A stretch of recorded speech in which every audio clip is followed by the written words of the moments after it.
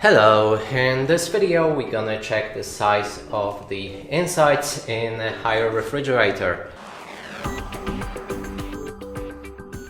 And to do this, first obviously we'll need to open the door, and inside we're gonna measure the width as well as the height and the length.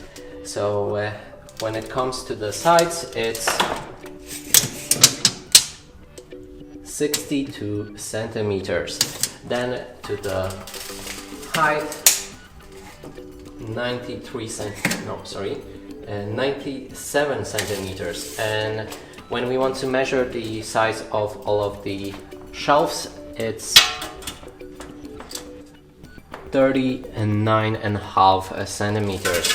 And that's it for this video. Hope you like it. Please consider subscribing to our channel, leave a like and a comment below.